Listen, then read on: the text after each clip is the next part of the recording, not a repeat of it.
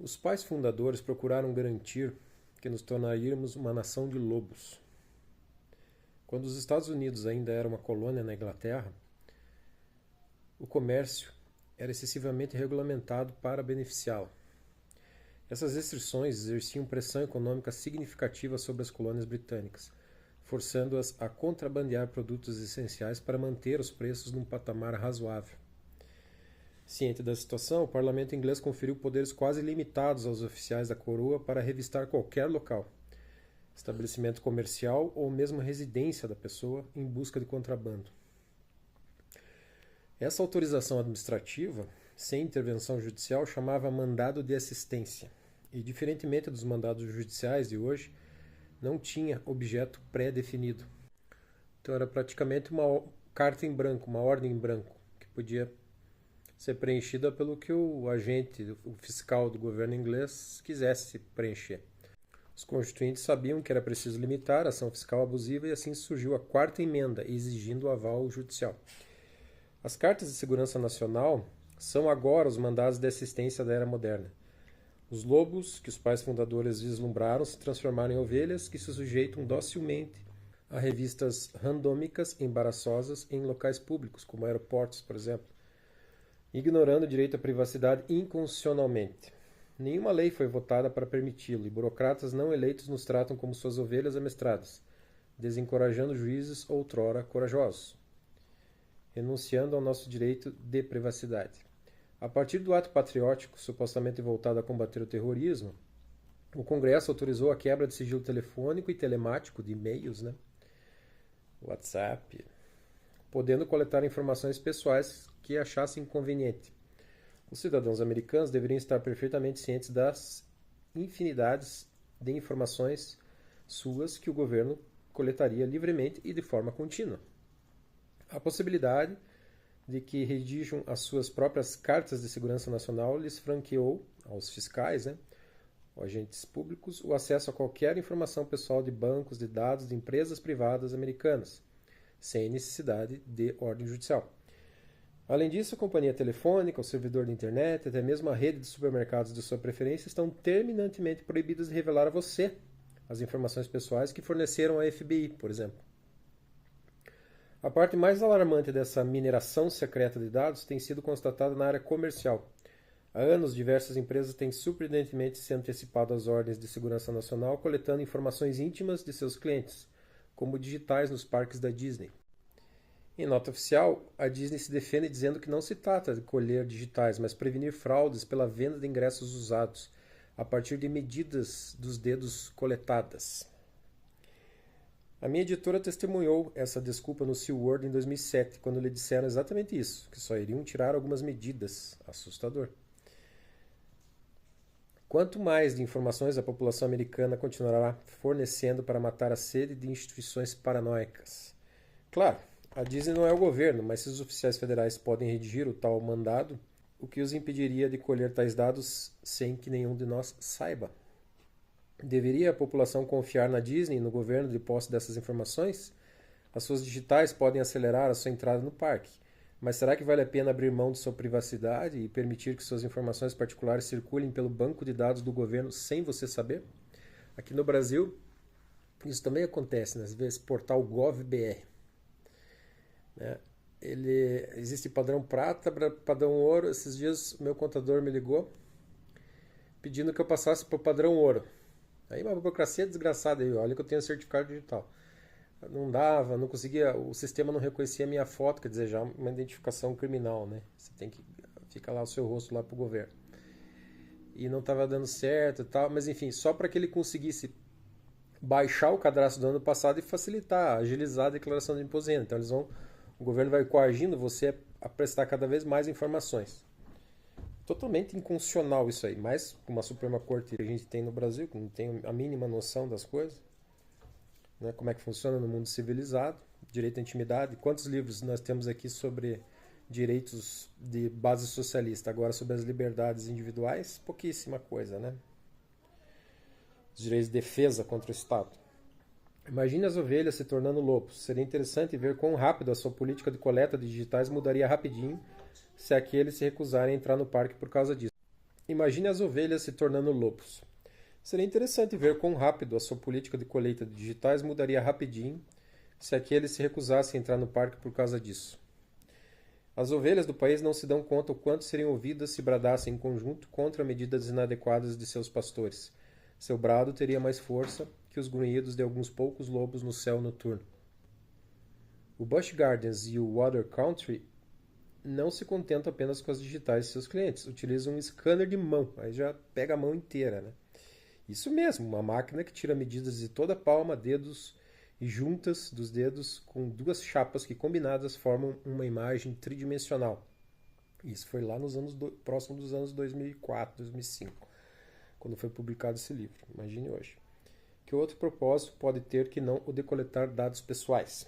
Vamos falar um pouco das ferramentas de espionagem pela internet. O Google Street View permite aos usuários encontrar praticamente qualquer rua pelo mundo, mas também capturar cenas insólitas de pessoas em diversas situações constrangedoras, como urinando no matinho próximo, entrando em sex shops e até sendo presa pela polícia. Ele comenta no livro que na época tinha até sites colecionando essas fotos. Acho que no começo elas não eram censuradas, né? Depois teve uma revisão lá do Google para poder censurar essas fotos. Tinha gente tomando banho de sol pelado, fotos de cima de bases militares, né? Imagine. Que ofende, né, o direito, o interesse de segurança nacional, né, dos Estados Unidos. Não deveríamos ficar aterrorizados por esse tipo de tecnologia usada sem critério? Haveria algo que poderíamos fazer a respeito? O governo e seus oficiais são um bando de hipócritas. Podem obter qualquer informação pessoal que desejam, a despeito de um conjunto de leis vigentes protegendo os cidadãos desse tipo de devassa. Infelizmente, o Busch Gardens, o Alder Country, o Google funcionam como agentes de governo. Nunca serão processados devido à cumplicidade. Quem sabe um dia recuem pelo vazamento indevido, se não declararem tal vazamento segredo de Estado. Chamar a atenção para o seguinte: esse autor ele tem um perfil liberal, levemente conservador, e o governo em vigência na época era o governo do Bush filho. Então depois dos outros dias ele vai falar do Obama, nada, muito pouca coisa mudou. Esse aspecto autoritário, né, e o brasileiro principalmente pensa que lá é muito diferente de aqui. Mas a questão é que lá o governo abusa, eventualmente, né, em alguns episódios específicos, e a sociedade ela se revolta. Ela tem órgãos, tem ONGs para fiscalizar o governo. Eles não deixam barato, é diferente daqui. Que tem muito pouca reação social, né, mobilização social para alteração de leis, de decisões judiciais que agridam direitos. Imagine que o FBI deseja conhecer um pouco mais sobre você porque descobriu que faz ligações para um parente em Nairobi. A ligação acendeu uma tarja vermelha de atenção do Departamento de Segurança devido a uma singela ligação e um agente poderá permanecer anônimo ouvindo e gravando as suas conversas telefônicas. O agente, que pode ser tanto um santo quanto nem tanto, vai saber tudo sobre você. Quanto você ganha? Ele sabe. A sua senha de e-mail? Ele sabe. O valor das suas faturas e a que se referem? Ele sabe. A colega de trabalho que você achou atraente e quis saber mais a respeito procurando no Google? Ele sabe. Você pediu o telefone dela? Ele sabe. Dor de dente? Ele sabe. Intolerância à lactose? Ele sabe. Viu as suas compras de doces sem lactose e a prescrição médica? Não conseguiu entrar no time de basquete da universidade? Ele sabe. Enviou uma caixa com inscrição frágil para a vovó? Ele sabe. Esqueceu de devolver o livro da biblioteca? Ele sabe. Furou o sinal vermelho? Ele sabe. E tem uma foto para provar. Você esteve na Disney? Ele vai querer todas as informações que deixou lá. Ele sabe com quem você conversa todos os dias e conhece sua localização em tempo real. Se você teve um tumor, possivelmente cancerígeno, removido das costas, ele sabe. Ele tem mais informações digitalizadas sobre você do que você mesmo tem guardadas na sua casa. Em 2004, a polícia de Nova York violou direitos de uma multidão de pessoas que protestavam na convenção do Partido Republicano, mesmo com relatórios que não indicavam intenção de tumultuar o evento. Prenderam mais de 8 mil manifestantes detidos num depósito em um pier, colhendo a digital de todos. Ora, essas questões deveriam se resolver com simples admoestações. não prisões e muito menos coleta de digitais. A justificativa inconsistente da polícia foi a de que a inteligência havia recomendado. Onde está a opinião pública contrária a essas coisas? Os cidadãos americanos se tornaram tão egoístas a ponto de achar que não vai acontecer com eles? Se prende por mera suspeita sem prova alguma, quem garante que amanhã você ou alguém de sua família não será preso? A primeira emenda e o Bill of Rights garantem o direito de protesto pacífico. Esse é um pilar elementar da democracia. Em 2004, Joshua Kimber foi algemado porque dava entrevista na NBC. Ele projetou uma bicicleta que convertia mensagens recebidas em seu laptop acoplado no guidão em palavras de protesto que saíam de um tubo, pintando as ruas, numa solução de giz solúvel em água para não caracterizar pichação. Segundo o relatório da inteligência da polícia de Nova York, o veículo poderia instigar violência e servir de instrumento de fuga para o dono. Desde quando escrever nas ruas com giz se tornou crime? Em Ledermans versus Giuliani, o tribunal nova-iorquino decidiu que a escrita a giz nas ruas e calçadas é uma forma de protesto comum e legítima perante a Constituição. Robert Lederman havia sido preso por escrever Giuliani é igual Estado autoritário. Giuliani era o prefeito de Nova York na época. E Deus abençoe a América, na calçada logo à frente de barricadas da polícia. A decisão afirmou a violação dos direitos protegidos pela primeira emenda da Constituição Federal e o princípio da impessoalidade garantido no tratamento a manifestantes independentemente do conteúdo de sua mensagem, sob a proteção da 14ª emenda da Constituição de Nova York. O detalhe é que no caso de Joshua, a bicicleta nem tinha sido usada na ocasião, e ele foi preso enquanto concedia entrevista por escritas a giz de outro manifestante. Houve inclusive testemunha a respeito. A polícia mentiu apenas para desencorajá-lo a utilizar a bicicleta. Localizaram ele. Esses casos de ofensa à liberdade de expressão, assim como outros, permanecem longe do interesse do público norte-americano. Isso demonstra a erosão de direitos. E se podem fazer isso com 2 estudantes, podem fazer com qualquer um. Ainda restam alguns lobos entre nós, felizmente. Após o 11 de setembro, as coisas mudaram drasticamente em todo o país, especialmente em Nova York. As práticas de vigilância aumentaram exponencialmente. Em 2013, o juiz federal Charles S. Hike, Jr. autorizou a polícia de Nova York a investigar grupos religiosos, políticos e sociais pela cidade. Nenhuma surpresa quando os policiais tiraram vantagem da falta de critérios do magistrado para uma prisão em massa na Convenção Nacional do Partido Republicano. Não só os vídeos da polícia mostraram eventos onde seria improvável um ataque terrorista, mas filmaram essas reuniões privadas sem autorização judicial.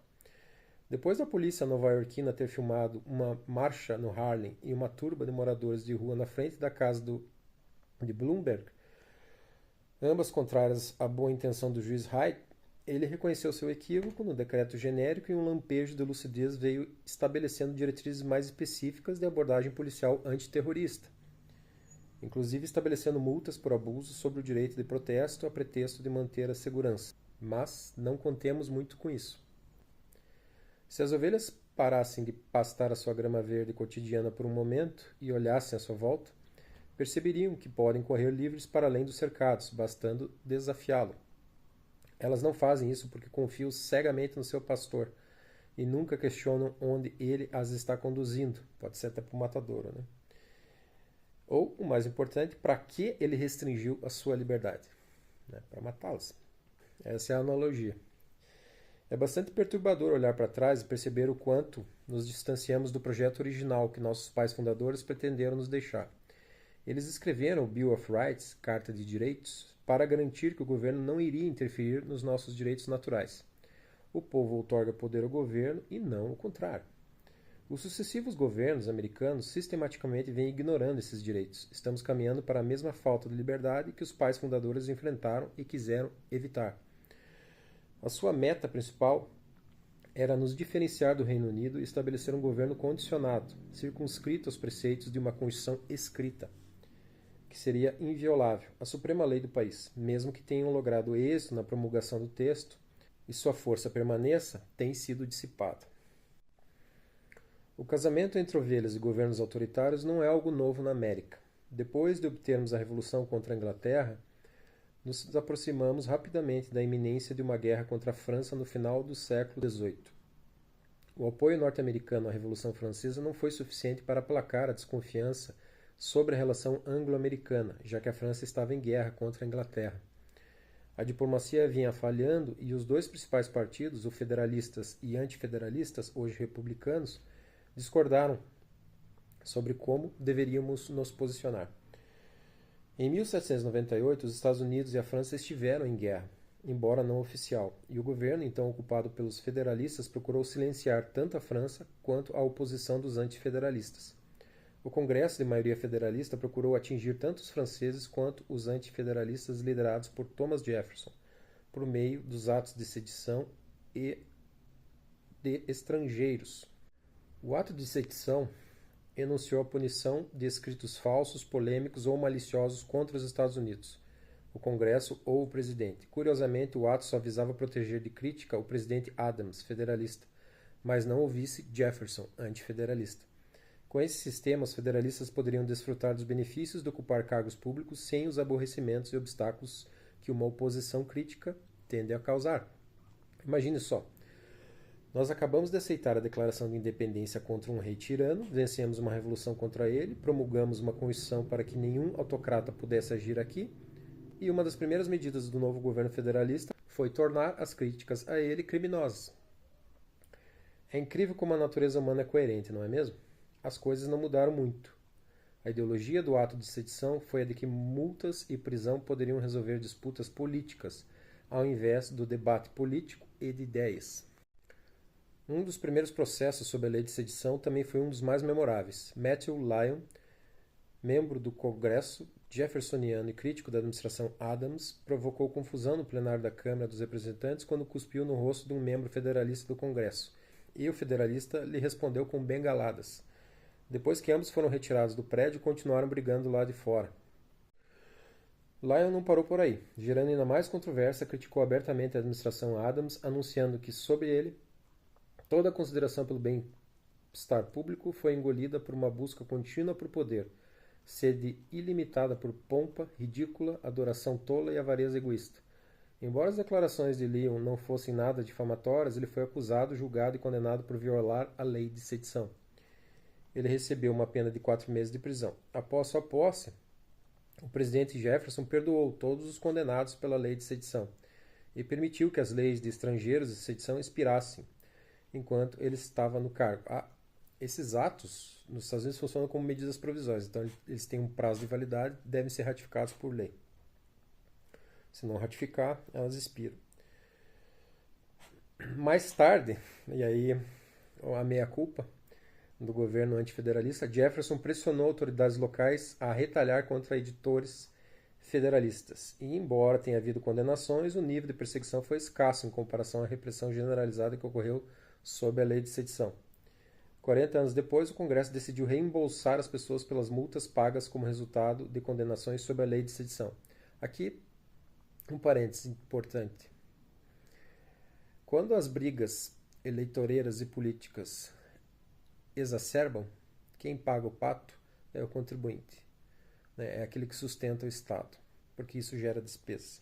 Isso gera prejuízo a pessoas, né, que depois vão ter que ser indenizados e é o contribuinte que vai acabar pagando. Então, é sempre interessante termos um desenho institucional que coíba exacerbações de lutas políticas. Ao mesmo tempo, não pode haver um consórcio, como tem funcionado hoje no Brasil, né, que não existe oposição, a oposição não consegue fazer nada, não consegue bloquear uma pauta de congresso, de coisas absurdas, e vira um consórciozão para o governo fazer o que quiser.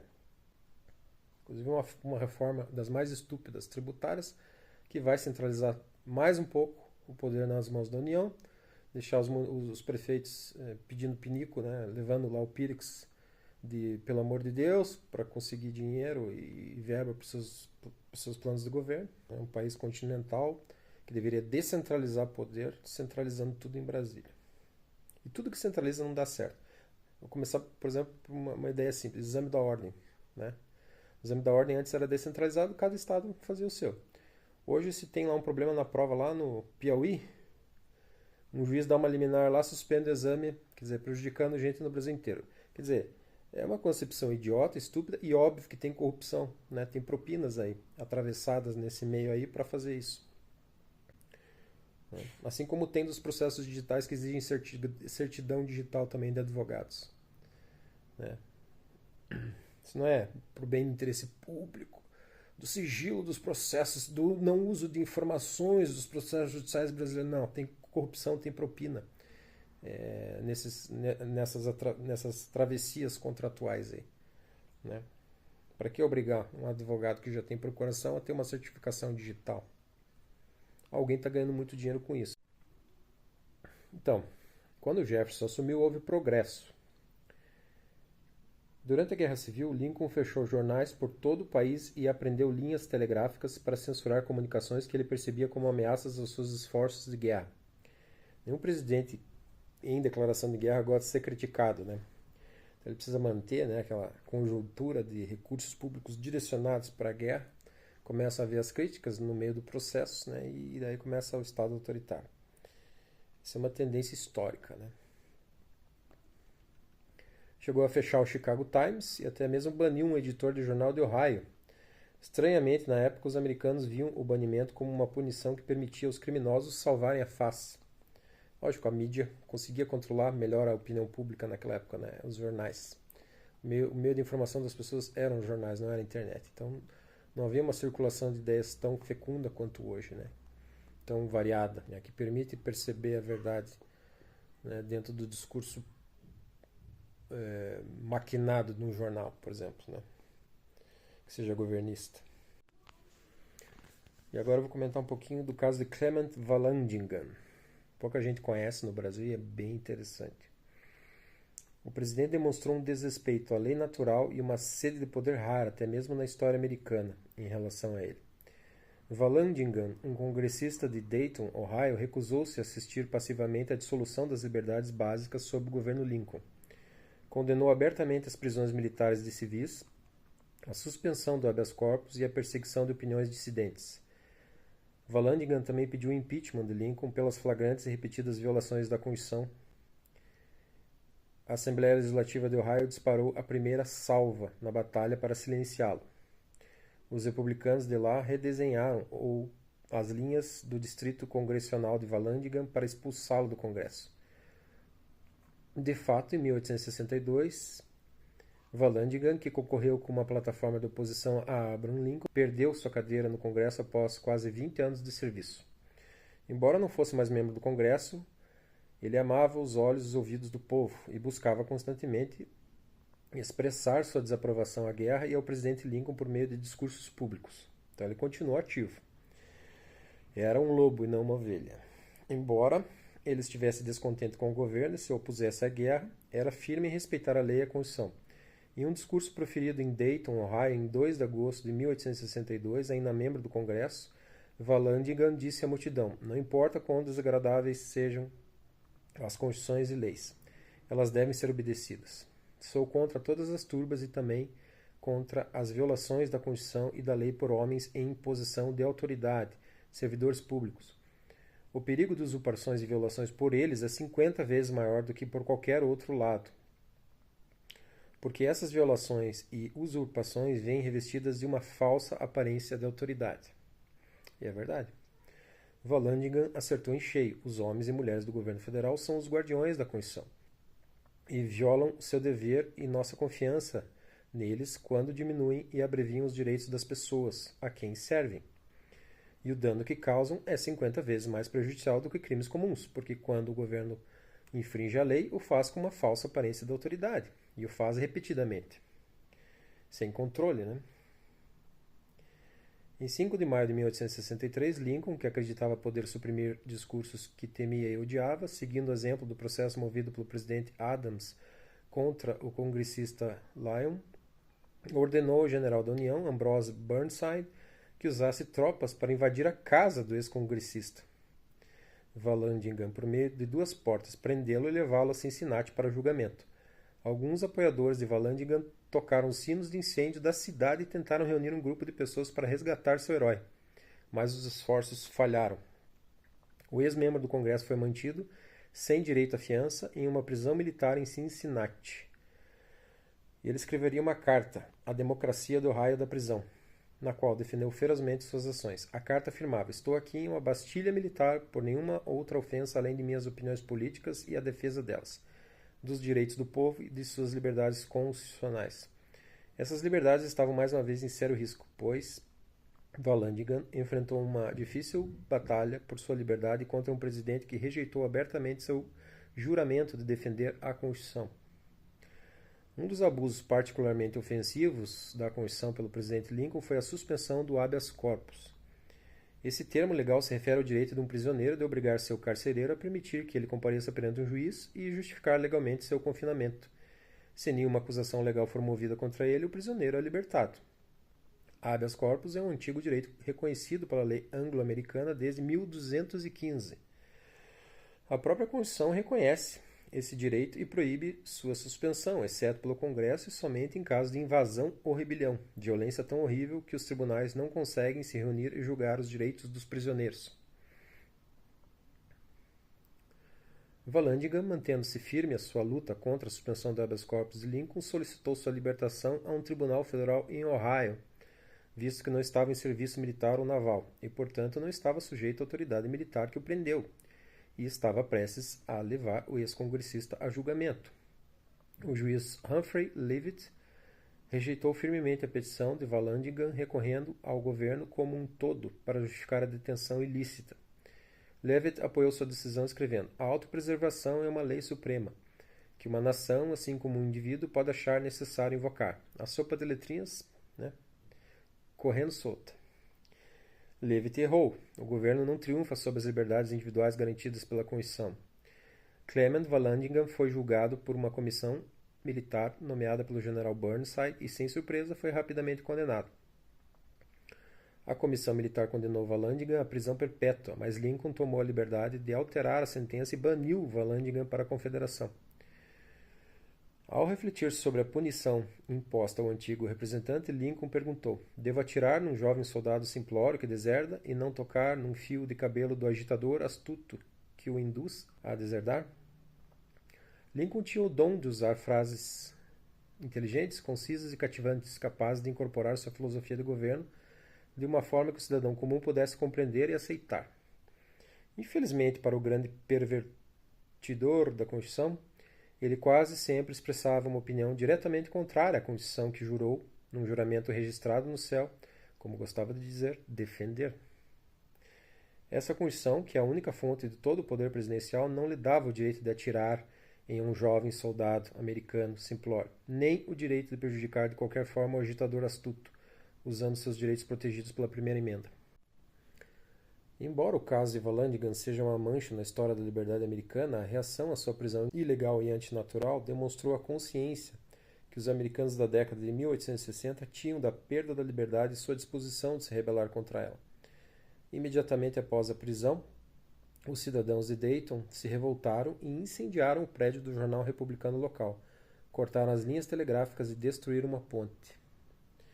O general Burnside declarou lei marcial em Dayton e foi forçado a enviar tropas à cidade de Ohio para restaurar a ordem. O exército também suprimiu o Empire, um jornal que apoiava Vallandigham. Os danos resultantes dos tumultos totalizaram $39.000, o que valeria hoje a cerca de $1 milhão. A ordem foi restaurada, mas a divisão em torno da prisão de Vallandigham estava tomando conta do país. O apoio cresceu nos dias seguintes. Mais de 3.000 pessoas se reuniram na Union Square, em Nova York, para protestar contra sua prisão e encarceramento. O governador republicano de Nova York, Horatio Seymour, enviou uma carta aos apoiadores de Vallandigham e Albany, na qual escreveu: "Tendo dado ao governo Lincoln um apoio generoso na condução da guerra, paramos para ver que tipo de governo é esse pelo qual somos solicitados a derramar nosso sangue e nossos recursos. A ação do governo determinará se essa guerra será travada para reprimir a rebelião no sul ou destruir as instituições livres no norte." Em maio de 1863, um jornal difamou os esforços do governador Seymour. O New York Times se referiu às suas palavras como a mais baixa manifestação que já vimos no baixo patriotismo de certas classes de políticos. Assim, o jornal apoiou um presidente republicano que exerceu poderes nunca lhe concedidos pela Constituição e que suprimiu e puniu o discurso que ele temia e odiava. Ah, como os tempos mudaram, sem trocadilhos.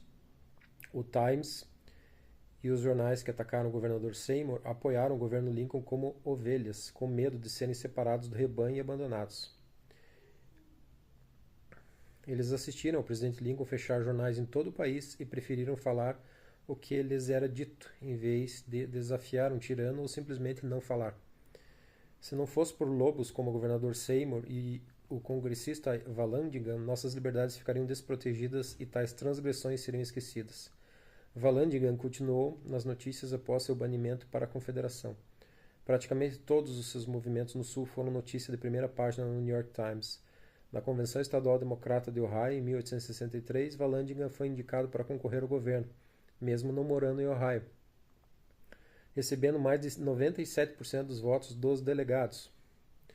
Os membros do partido na convenção também adotaram resoluções insistindo que o presidente Lincoln respeitasse a liberdade de expressão e a liberdade de imprensa. Vallandigham nunca mais ocupou o cargo.